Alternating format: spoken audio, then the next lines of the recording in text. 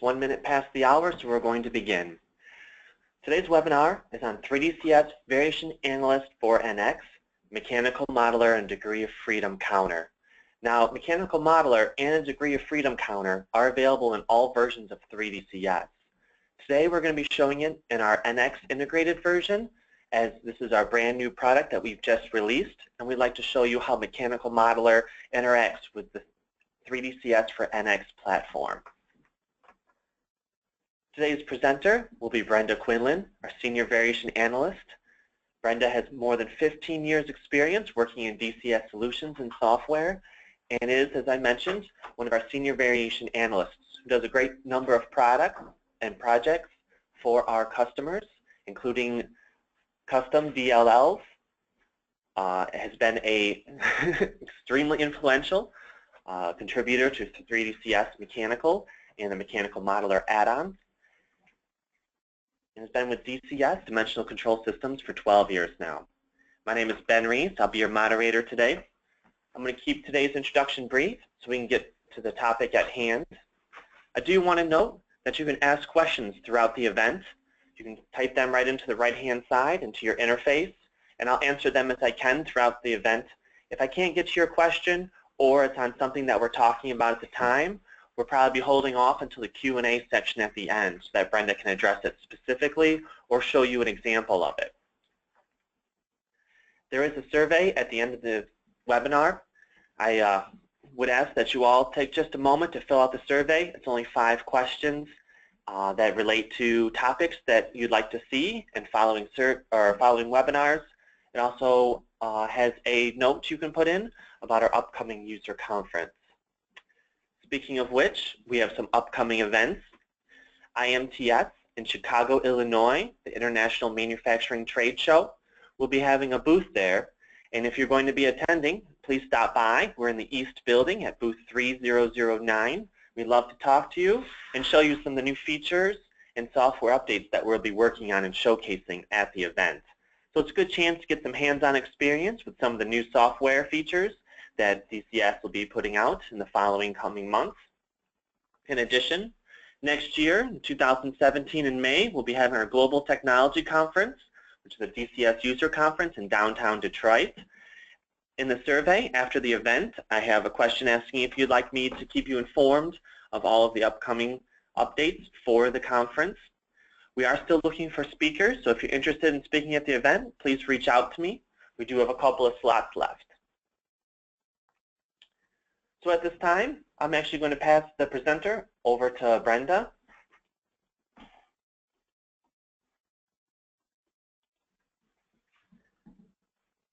And as a quick side note before we get started, Brenda, we do have Gary Bell here with us, our other Senior Variation Analyst, to assist with Q&A and any other questions throughout the event. So Gary, if you want to say hello real quick. Oh. Hi, everybody. Thanks for throwing me in there. No problem, Gary. And we are recording today's event, so everyone who is attending will be receiving a link to the recording afterwards and the follow-up email, along with some supplemental information. If you look in your interface, I do also have a handout available for everybody, which is the 3DCS Mechanical Best Practices that Brenda will be referencing throughout this event. You can go ahead and download that, or you can wait for the follow-up email, which I'll have a link to download it there as well. All right, Brenda, that's more than enough for the introduction. Yep. Good morning. Hopefully everybody can see my full screen and see that today we're going to be looking at a simple 4-bar hinge model that we're going to be building with mechanical moves. I've started with the model with the measure already in it. We're just checking the angle between the upper and lower halves of the hinge. So for this case, I happen to have a model that has the GD&T and a set of constraints already included in the CAD data.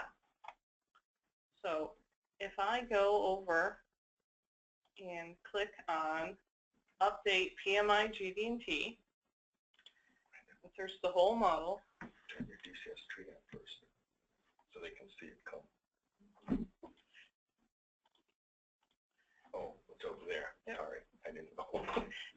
now it's added a full set of GD&T to the model. I've got another update constraints function in that same area. I'm going to search the whole model. And now it's added a full set of moves to the model. So now I've actually gotten a model completed in 10 minutes. And I can nominal build and run an analysis. I ran the analysis earlier, I'm loading it now. And so I get, I can look at my nominal and my range of variation. Very easy, but somebody else added this GD&T and somebody else added these moves. So I don't know if these moves really represent the assembly process that I expect to have in the model. So one thing I can do is I can use the new mechanical model or degree of freedom counter to check what the moves in the model are doing. So this counter is going to be available in all versions of 3DCS in version 7.4, and it's also available to any beta testers right now.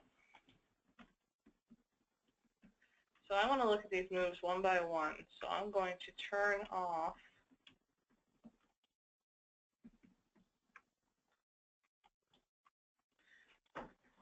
all the moves except for the first one.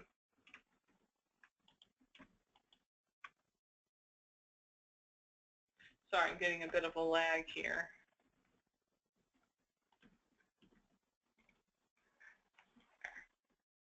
Nominal build.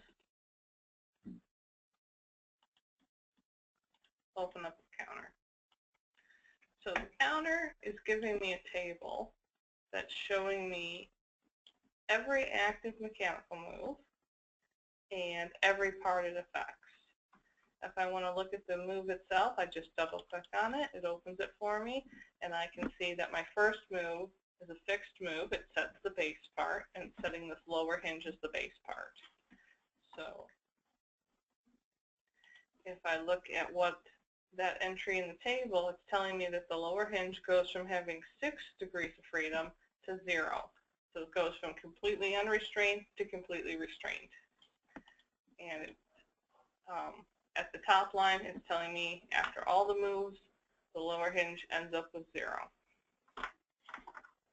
So if I go to the next move, turn that on, nominal build, and recalculate. Oh, it switched the whole thing on me.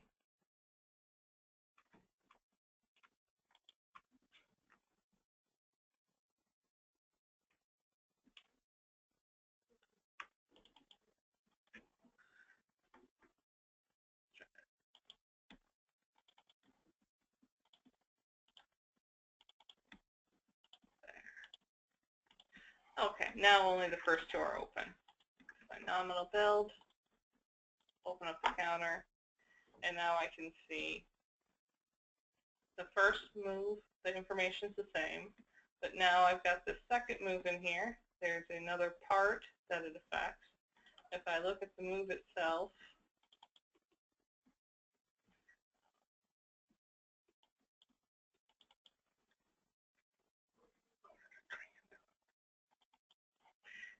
there it goes, just a little slow, probably because of the webinar.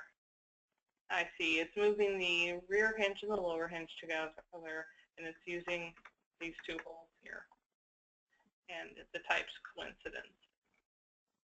So a coincidence joint, it chooses the way and the number of degrees of freedom it restrains based on what features have been selected. So if I look here, I can see for the lower hinge, it's doing nothing. It starts at 0, ends at 0.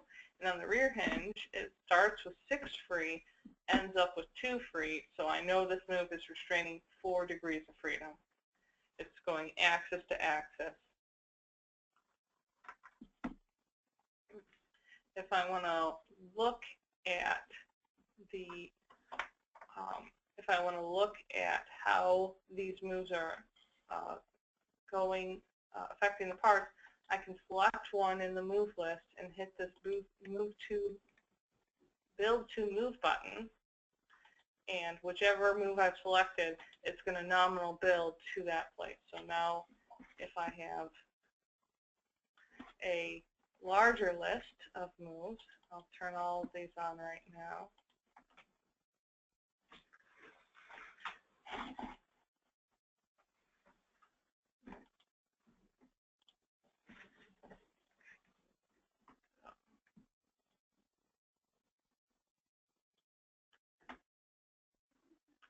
Now I can select anywhere in the tree and just go on move and go through move by move to see what each move's doing. And at the same time, I can look at its row to see how it's affecting the part. So for example, I can see this last move doesn't do anything because it doesn't change any degree of freedom of any of the parts in the model. And I can see that I've got some red in this summary line at the top here telling me that I've got an under constraint model. So, and I can look at the model and see, you know, I don't have anything controlling the angle of rotation of these links. So when I was measuring before, you know, and running my simulation, you know, these links could be at any angle affecting my measure and giving me a poor measure result. So I want to add a move to this model now to get it to be perfectly restrained. My goal is to have all zeros in this top line up here. So I'm going to use this hard stop at the back to move the hinge into its fully open position. Open up my moves. I've got a set list just for my mechanical moves, and the one I'm going to use is called point on plane. That only restrains 1 degree of freedom, which is all that I have that I need to restrain my rear joint. And I'm going to, the point for this particular move, the point's always in the first, so I grab this corner where the link is going to hit first, and then I add this rear surface of the link, just this here.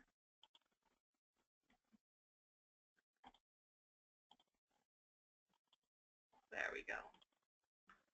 Great. And then I check my move parts, lower hinge to rear hinge, matches the order of the features. Then all I need to do is give it a descriptive name. Okay. Now I want this move to be in the tree with the other rear hinge to lower hinge move, because that's part of our mechanical best practices. It's easier. It's easier to troubleshoot the model, and it gives me the option of actually adding a helper fix move in order to make the model simulate faster. So, but first thing I'm going to do is hit nominal build, and I can visually see that it looks like it's hitting that hard stop. And then I can go into the degree of freedom counter, and now I can see I've got all zeros at the top. I've got no failures. At the end of every part, I can see it's turned teal to show that it's fully restrained. And that's exactly what I want to see. So now I could run a simulation and actually see the results with the model in this fully open position.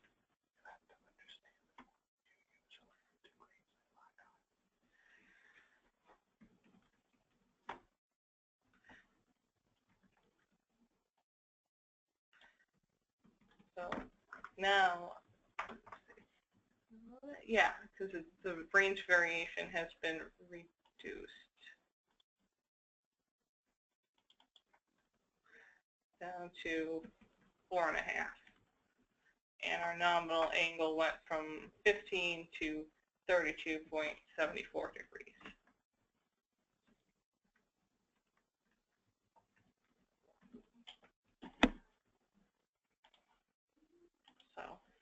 this is a good assembly position for simulating, but often when we're working with models with moving parts, we want to actually watch it go through its whole range of motion.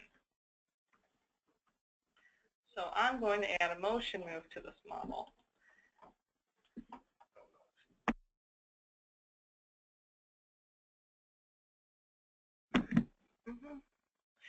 So to do a motion move, the first thing I want to do is I want to identify the joint that I want to be rotating. So I'm going to say that this rear to lower pole is what I want to rotate around. So I find that move in the tree.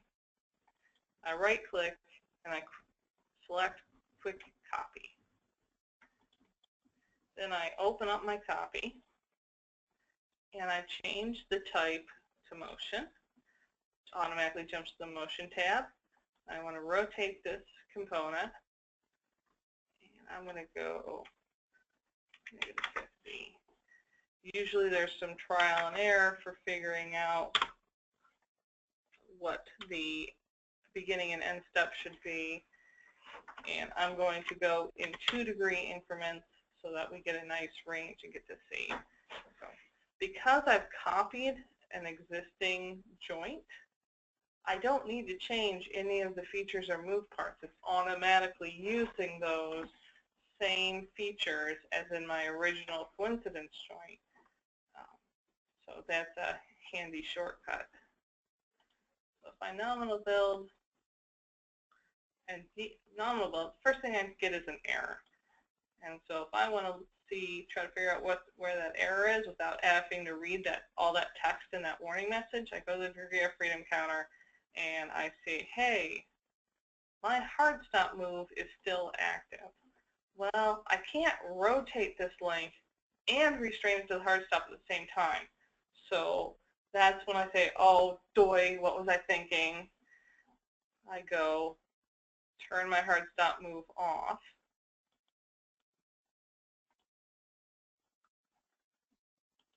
Then nominal build again.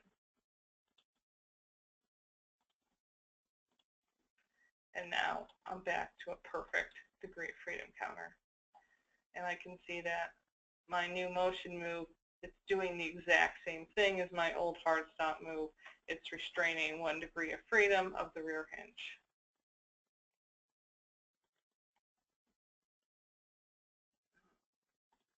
Now if I want to deviate, the deviate's a little choppy because I've got all this GD&T on. So if I go into my mechanical modeler tools and pick up kinematic animation, now I can smoothly step through the motion with nominal parts.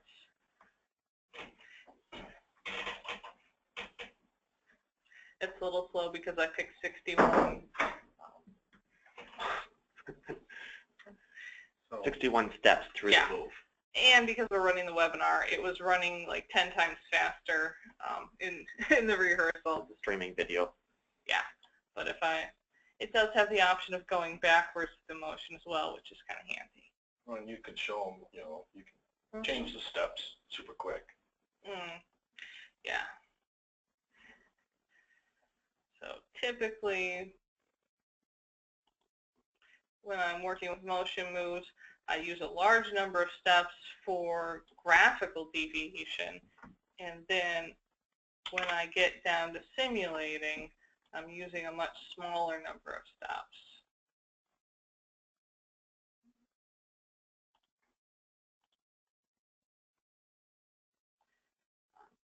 And that's because when the simulation occurs, and we use the kinematic simulation tool available in the same area, it's actually running a separate simulation for each step of those, and then it saves all those histograms for you and combines the results in a handy CSV table that lets you actually, instantly use Excel to create charts and graphs showing how your variation.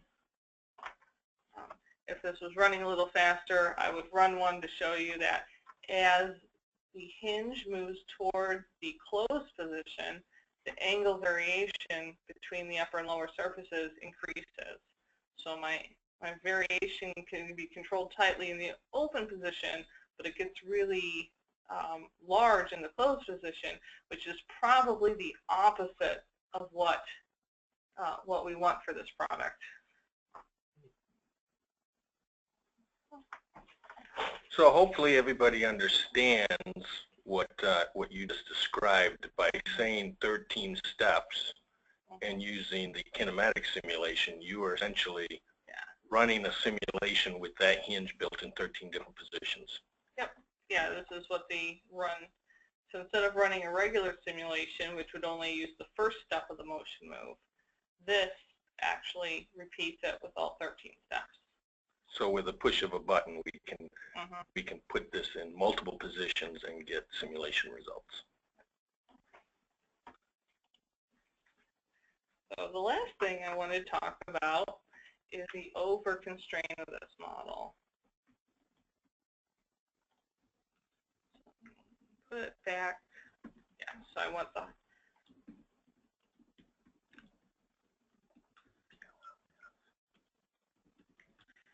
So here we've got a perfectly constrained model, but we know it's got some over-constrained moves.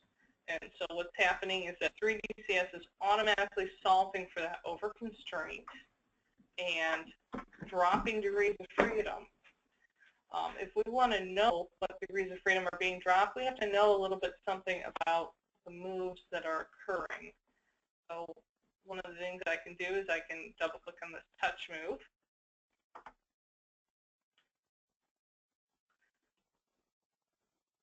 And it's going to open up a contact move showing that it's going between two planes. So, in fact, that's the same thing for all 4 of these touch moves. And I happen to know that when we're going plane to plane in the contact move, it wants to restrain 3 degrees of freedom. But if I look at what is actually going on in the degree of freedom counter, this first one only restrains 1, the second one only restrains 1, the third one only restrains 1, and the fourth one, everything's being dropped. It's not doing anything at all.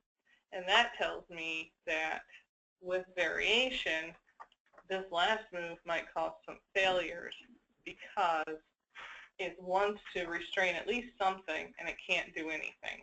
All the degrees of freedom that it would be restraining have already been used up by earlier moves. So in our move tree, when we have over-constraint, we try to let the first move rule. So for example, if I take this contact between the 2 plane moves, and that one is going between these surfaces here, and I move it up in my move list here, go nominal build, go back to the degree of freedom counter, now I can see that it's actually restraining 3 degrees of freedom now. It's going from 6 to 3, and my previous align move that had been restraining 4, now it's only restraining 2. So, so the touch moves become more dominant, the align move has become more subordinate. So the question would come up next is, which of these moves is more important? Which one should be the dominant move? Well, the answer to that really comes down to how this part is actually going to locate to each other in real life. And in real life, we're going to presume that they're going to use some undersized pins here, but they're going to draw these surfaces in surface to surface. So if any of these surfaces are a little bit twisted, then that means that the surface is going to cause the link to twist a little bit. So if I want to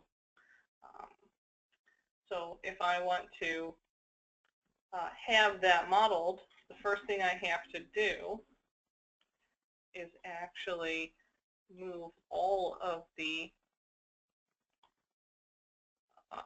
contact moves higher in the tree than the align moves.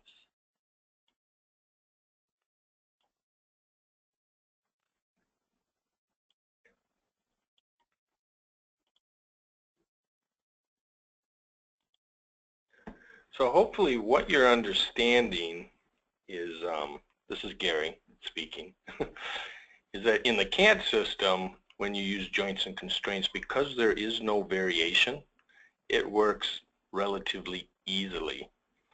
But when you apply variation and you have axes that are not perpendicular to planes, even if you have a planar joint and an axial joint, it's over-constrained. And so our software has to automatically drop constraints to make the system work. So then you have to make the decision of what constraint is most important. And as Brenda's trying to describe, you put that first, and then we drop the subsequent over constraints later in the list. So now I've rearranged my tree, and I'm going to hit nominal build, and I get a bunch of failures. So I'm going to go into the degree of freedom counter, and I'm going to use it to try to help me out here. So as I look through, I see, the first thing that's going on is my touch move is restraining 3 degrees of freedom. So that means and I know that I'm going to need one of my degrees of freedom so that it can touch this hard stop. So that means my touch move can only use 2 degrees of freedom. And as it's up now with just the coincidence move, it's not finding a solution. So one of the things I could do is I could try changing the drop degree of freedom setting and try different combinations of those to see if it finds a solution. And that works a lot of the time. But what I like to do is I like to actually change the type to a type that uses a specific number of degrees of freedom. So all of the what we sometimes call the joint type moves, they're all controlling a specific number of degrees of freedom. In this case, I only have 2 degrees of freedom because I've got 3 being used by the touch, I've got 1 used by the hard stop, and so the point on line move happens to be the one that controls 2 degrees of freedom.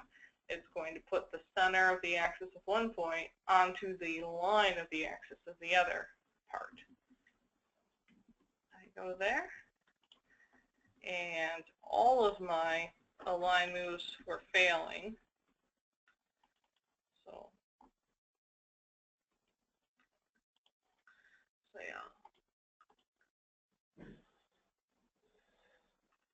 So now my first move is going okay until we get down to these last 3.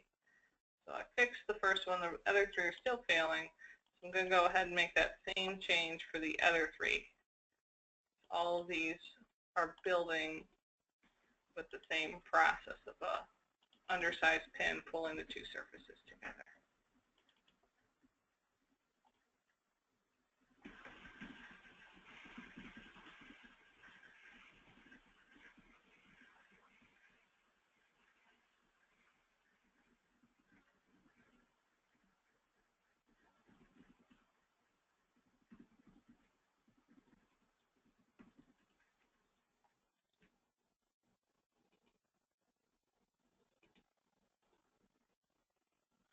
All right, nominal builds without any errors, and my degree of freedom counter is showing now we're perfectly constrained.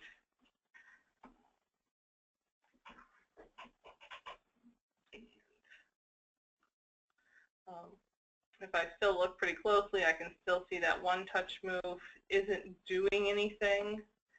So it's being over-constrained by the previous 3 touch moves. That might cause me a problem with when I actually go into variation. I may want to just actually turn this move off since it's not doing anything to affect my results. Okay, so yeah, that brings us exactly to the half-hour mark. This has been a pretty technical presentation. I bet there are lots of questions. We have a couple questions. Couple questions? All right. The first one I'd like to address, and I want to make sure that this is really clear.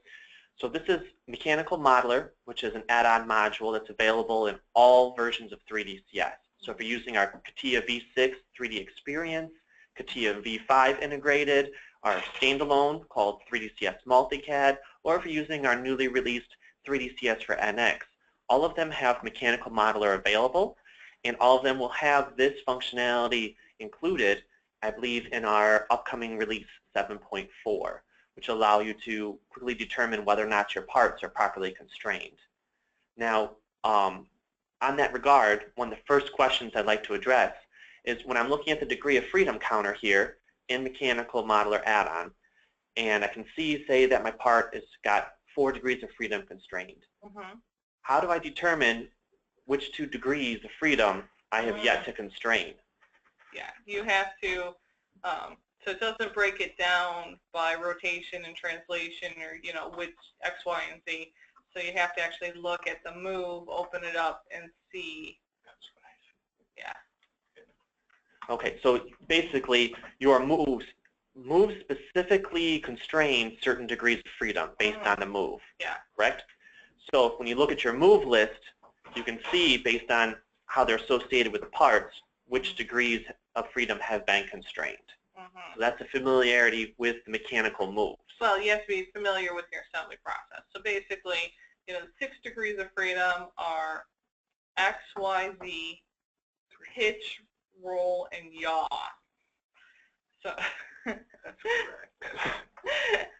and so if I'm looking at, say, a surface to surface, and I look at my coordinate system, well, I know it's translating in and out of the screen, so it's a translation in X, and it's restraining the rotation of these parts relative to each other about the X and Y axes. So that, you know, that is specific to the surfaces I've selected in the move and the move type. So it gets very specific. Brenda, I mean, yeah, you have to kind of know our joints and constraints, our moves, and what they control. Is it, and I haven't read our help file, like the revolute joint, does it state that, hey, this revolute joint controls axis is primary, which is yes. For yeah, I tried to be 4 very degrees of freedom, and then there's only a planar joint left. Yeah, I tried to be very specific about what the moves do in the help. And yeah, so you can tell Brenda, you know, she's familiar with the moves, and so she knew to choose a joint on line because she knew the degrees of freedom that took. You would have to read the help file and get familiar with the joints and constraint moves that we provide. We're optimistic that your classic joint types like revolute and spherical are going to be very familiar to anybody who's has had to study them. Who's moving into mechanical modeling, or you know, somebody with a mechanical engineering background. Is any of that included in the best practices? What is included? I do not know. I don't believe there's a section specifically on that in the best practices. The best practices is more stuff like, you know, group your moves together, and tells you a lot about, like, if you have multi-level modeling. So this is a flat model. I've got one assembly level and then one part level, but you can definitely use Mechanical Modeler if you've got a tree with multiple assembly levels, multiple branches, and it gives you some advice about doing that.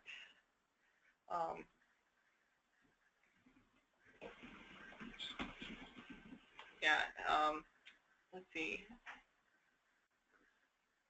I can log into the community real quick. Or are you logged in, Ben? It's okay. We'll show that in a moment. So basically what Brenda's saying is that we have a community site that we do recommend you going to, where there's a number of resources including help, question and answer, best practices, example models, all available for free. If you go to the community.3dcs.com, I'll put the link in the chat that if you're interested in more information after this webinar and you're and maybe you haven't wanted to reach out to us yet, that's a great place to go and get more resources. I have a couple more questions I'd like to get into right away so we don't spend too much time just talking about our resources. So here's a question. Does float operate in the constraint moves? Yes, it does. I don't have any pins in here to show you, but each of these moves has a floating tab, and the settings are just like in any other move. Okay. And now in this particular model, we do have GD&T on it, right? So we're doing tolerance analysis. Mm-hmm. Yeah, if we, when we look at those simulation results, those simulation results are just like if we had built this model with some iteration moves to bring these links together. Can you bring up those simulation results? We have a question about what kind of measurement output with variation there is at each step. Oh, okay. Is there do you have that saved? I do. Give me 2 seconds. The reason I ask if she had it saved is because it does an analysis at each step. So it'll take just 2 or 3 minutes, but I'd rather not everyone sit and watch it go through the results. So when I ran it last night, I used 6 steps. So it saved 6 histogram files for me, and also saved the CSV file. And, so you have an analysis output as if each step were almost a different model, and then you have this is the summary of all of it together? Yep. Yeah, I only had one measure, but if I had multiple, they would show up in this row. Gives me the nominal for each step, so I can see as my hinge starts closing how the angle changes. It gives me the mean, and it gives me that variation that I can throw into a line chart to say, okay, as we close, my variation starts increasing exponentially. So it's like comparing the results from a couple different models. So if you've got one model that's going to have multiple configuration locations, this could be a way you could model that. Yeah, one of the first things we used it for was a Johnson rebound suspension study. Created this chart for us automatically, and then we could show how the toe, caster, and camber angle changed as the suspension moved through Johnson rebound, and we could use the plus or minus 3 sigma values to see what the range of variation would be as it moved. Okay, so here's another question. Can we include an iteration move using conditional logic to make the bar stop at a particular position? You can, but I think it's better to try to find a move that's going to actually stop it at that condition that you want to have it stopped at. Like you can control your motion move. Set the step to stop it at that position. Yep. Yeah, you can, or you can do this hard stop is, it's actually to a physical hard stop, but I could certainly put a dummy point in my model and use a hard stop or using a point on plane move to stop the mechanism at that dummy point to set a particular location. But yeah, I've done several models where I've used iteration moves to loop through a set of mechanical moves to build it to a certain position. Now, does the degree of freedom counter count degrees of freedom constrained in the nominal build with tolerances? Nominal builds for sure. I'm getting results when I use it with Deviate, but I haven't talked to our development team to confirm that those are those are the expected results. Oh, I'm sorry, I misunderstood the question. So is it the assumption that with tolerances it can become unconstrained? Yeah. So. Yeah, I believe that's the question.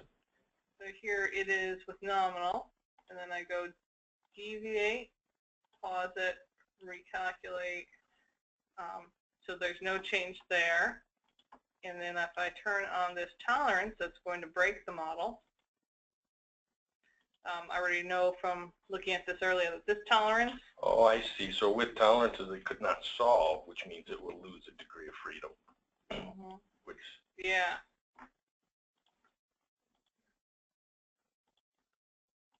Do you know what step or just any step? Either that or I've made some small change from what I was doing earlier. So that's a good question. We Yeah. should have to test it. Yep. The question is, if the tolerances break, the degrees of freedom cannot solve and it breaks it, will the degree of freedom counter actually tell you that? That's a good question, and we should investigate that. Yeah, and he clarified a little bit with the tolerances, does it become over-constrained?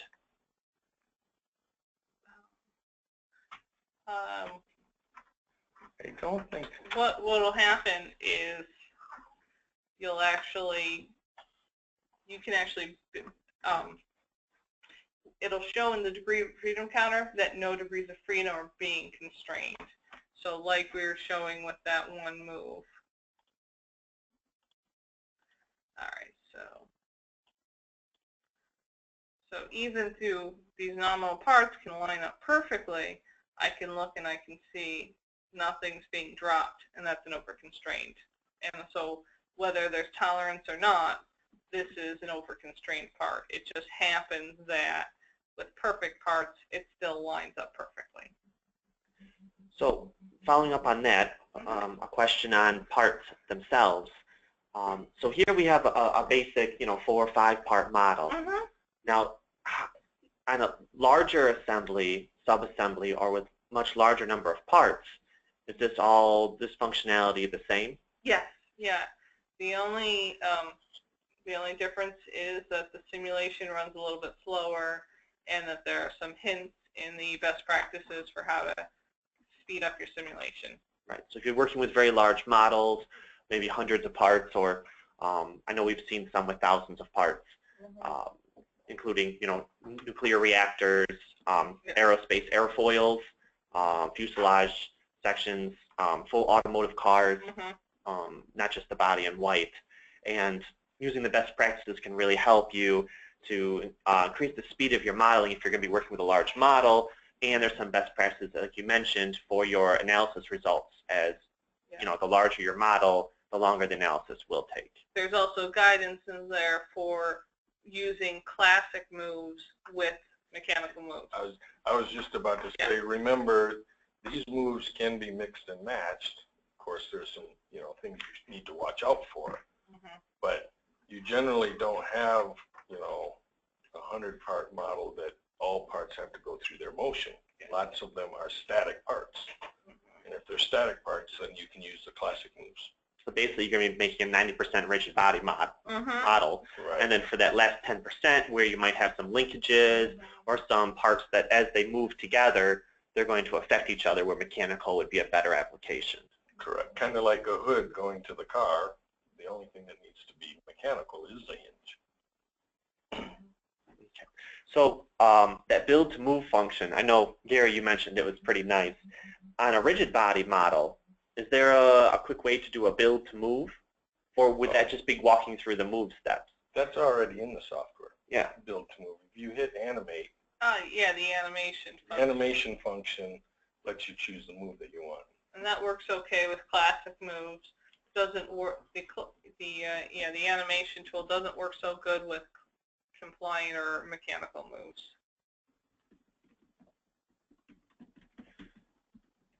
Okay. Fantastic. Let me just take a quick glance here to see if we have any other questions coming in. If you are interested in taking another look at the software for 3DCS Mechanical or trying it out on your own, in the survey after the event, there's a question asking if you'd like us to follow up with you.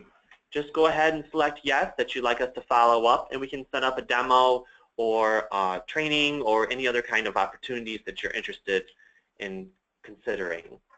We're more than happy to set up some base models or work with you after the event if you've got additional questions or interests. In the follow-up email, which you should be receiving tomorrow morning, I'll have the link to this recording, and I'll include the link to the previous 3DCS for NX and some of our other mechanical webinars that were done in Multicad, our standalone version, and in our CATIA integrated version that you might find helpful and interesting as they showcase other parts of mechanical and talk more about the particular moves and setting up the assembly in mechanical. All right, so at this time, I'm going to mute the recording. And if you have any additional questions, we're going to be on the line for another 5 or 6 minutes. But we're at 46 minutes past the hour, so I don't want to keep everyone too long. Gary, Brenda, and I can stay till noon.